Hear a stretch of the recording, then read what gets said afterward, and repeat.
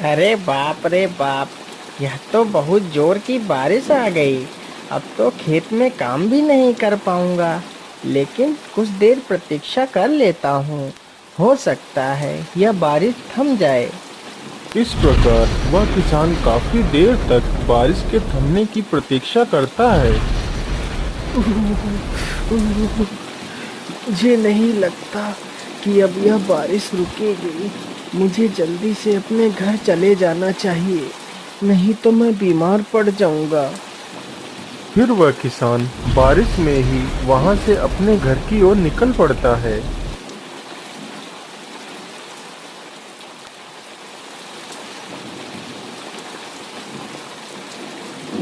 अरे, ये आवाजें कैसी?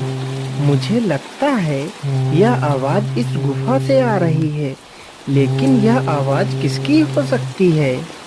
तभी वह किसान छिपकर आवाजें सुनने लगता है। तभी गुफा से एक तेज रोशनी निकलती है। अरे, यह प्रकाश कैसा? मुझे लगता है गुफा के अंदर कुछ ना कुछ तो जरूर है। चलो चलकर देखता हूँ।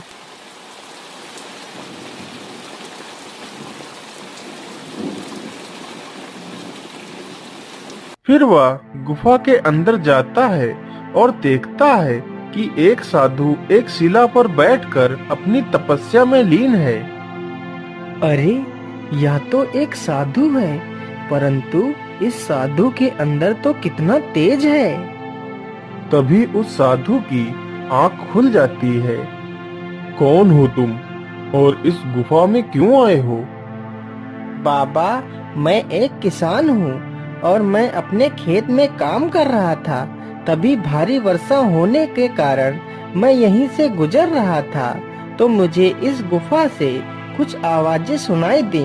तो मैं इस गुफा में यह देखने आया था कि आखिर इस गुफा में कौन है। लेकिन बेटा, तुम्हें इस गुफा में नहीं आना चाहिए था। यह गुफा बहुत ही खतरनाक है। चले जाओ यहाँ से। ठीक है बाबा, मैं यहाँ से चला जाता हूँ।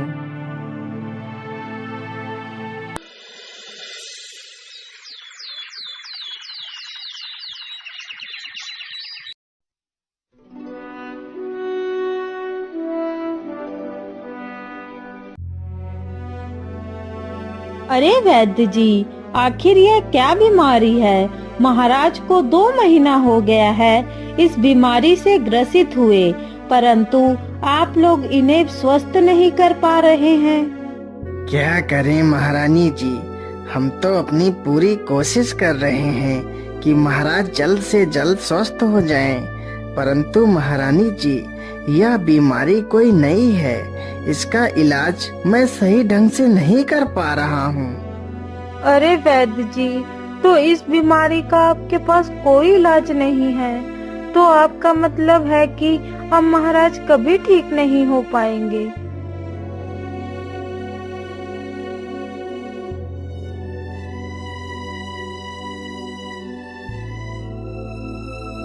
अरे भाग्यवान, आज इतना समय हो गया और तुम अभी भी सो रही हो।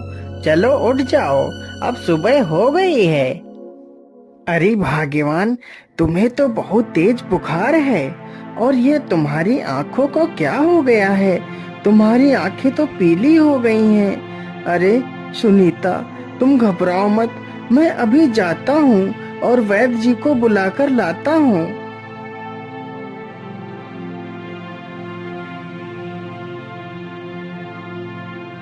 वैद्य जी, वैद्य जी जल्दी चलिए।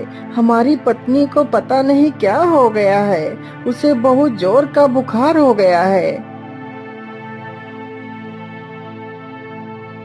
अरे, ये क्या?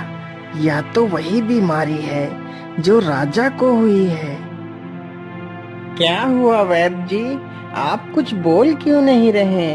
क्या हुआ है मेरी पत्नी को? कुछ तो बताइए वैद्य जी। अरे महेश, तुम्हारी पत्नी को बहुत ही गंभीर बीमारी हुई है। इसका इलाज मेरे पास नहीं है। जो बीमारी तुम्हारी पत्नी को हुई है, यही बीमारी हमारे राज्य के राजा को भी हो गई है। लेकिन मैं उनका इलाज नहीं कर पा रहा हूँ। अब तो भगवान से ही प्रार्थना करो कि वह सब कुछ ठीक करें। हे भगवान, ये कैसी बीमारी दे दी है मेरी पत्नी को जिसका कोई इलाज ही नहीं है। भगवान मेरी मदद करो, मेरी पत्नी की रक्षा करो। मैं क्या करूं, किसके पास जाऊं, किससे सहायता मांगू, मेरी पत्नी ठीक हो जाए। हे भगवान, मैं ऐसा करता हूँ, उन्हीं गुफा वाले बाबा के पास जाता हूँ और उन्हीं से मदद मांगता हूँ। बाबा मेरी मदद करो, बाबा आंखें खोलो, बाबा मेरी मदद करो। क्या हुआ बेटा, तुम इतना परेशान क्यों हो? क्या बात है? बाबा मेरी सहायता करो, बाबा मेरी पत्नी को बचा लो बाबा। लेकिन बेटा, क्या हुआ है तुम्हारी पत्नी को? बाबा मेरी पत्नी एक बहुत ही गंभीर बीमारी से ग्रसित हो गई है, जिस बीमारी का वैद्य के पास भी कोई इलाज नहीं है। बाबा अब आप ही मेरी मदद कर सकते हो। फिर साधु अपना ध्यान लगाकर देखता है। अरे बेटा, यह कोई साधारण बीमारी नहीं है, यह तो एक महामारी है जो धीरे धीरे पूरे राज्य के लोगों को ग्रसित कर देगी, जिससे पूरे राज्य का विनाश हो जाएगा। लेकिन बाबा क्या इस बीमारी को रोकने का कोई उपाय नहीं है? बेटा, इस बीमारी को रोका जा सकता है, लेकिन इसका उपाय बहुत ही कठिन तथा दुर्लभ है। बाबा बस आप मुझे वह उपाय बता दीजिए, मैं अपनी पत्नी को बचाने के लिए कुछ भी कर सकता हूँ। तो सुनो बेटा, यहाँ से 100 कोस दूर एक त्रिकाल वन है, जिस वन में एक जादुई पेड़ है। यदि उस पेड़ का फल मिल जाए तो तुम्हारी पत्नी की जान बचाई जा सकती है, परंतु ध्यान रहे ये फल रात्रि में ही निकलता है, और जैसे ही यह फल निकलता है तो परियां इसे तोड़कर ले जाती हैं। यदि वह परियां अपनी इच्छा अनुसार तुम्हें यह फल दे देती हैं तो तुम्हारी पत्नी की जान बचाई जा सकती है। फिर महेश वहां से फल की तलाश में निकल पड़ता है।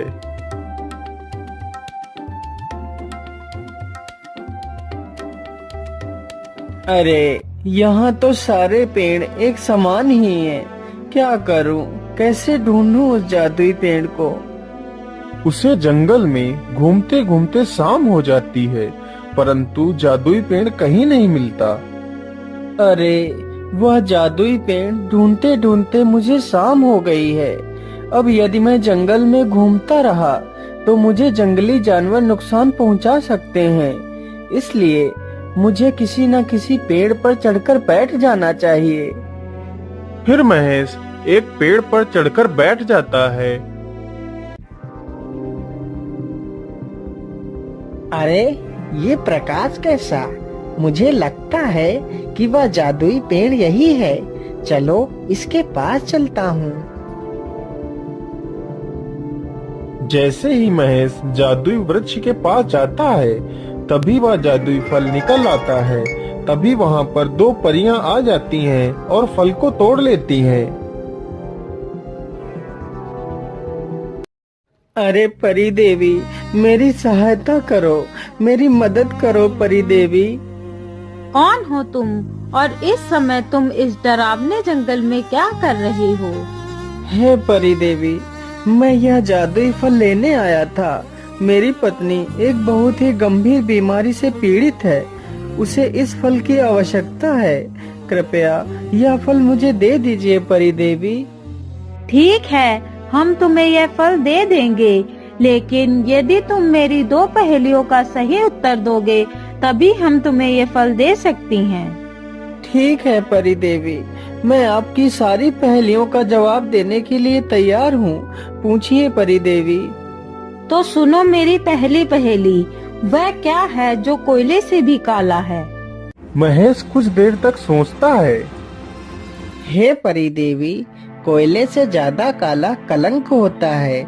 यदि कोयला इंसान के ऊपर लग जाए तो उसे पानी से साफ किया जा सकता है, लेकिन यदि किसी इंसान के चरित्र पर कलंक की कालिक लग जाए तो वह कभी नहीं छूटती। हाँ हाँ, तुम्हारा जवाब तो एकदम सही है। मेरी दूसरी पहेली सुनो। 4 टांगों की हूँ मैं ऐसी, छलनी के सब मुझ में छेद, पीड़ित को आराम न देती, बतलाओ तुम इसका भेद। हे परी देवी, इसका सही उत्तर चारपाई है। हाँ, एकदम सही जवाब। तुम्हारे दोनों जवाब बिल्कुल सही हैं। तुम बहुत ही बुद्धिमान हो। मैं तुमसे बहुत ही प्रसन्न हूँ, इसलिए यह फल मैं तुम्हें देती हूँ।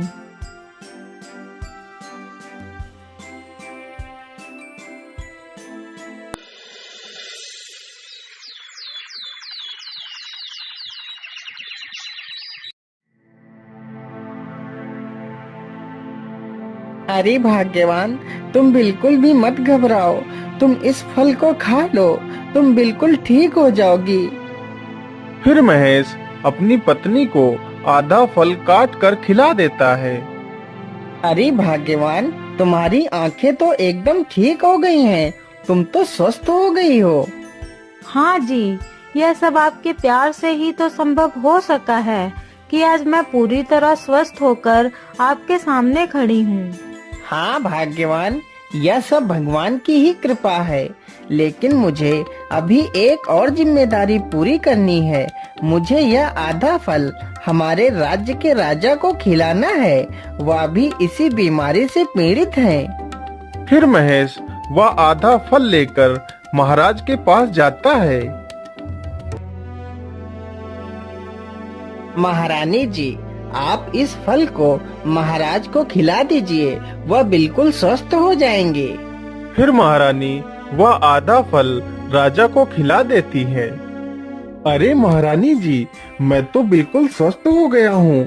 यह तो चमत्कार हो गया। मैं तुमसे बहुत प्रसन्न हूँ। जो काम अच्छे अच्छे वैद्य नहीं कर सके वह तुमने कर दिखाया, इसलिए तुम मुझसे कुछ भी मांग सकते हो। महाराज, मुझे कुछ नहीं चाहिए। आप हमारे राज्य के राजा हैं। यदि आप स्वस्थ नहीं होंगे तो हमारे राज्य की देखरेख कैसे कर सकते हैं? यदि आप सुरक्षित हैं तो हमारा राज्य सुरक्षित है।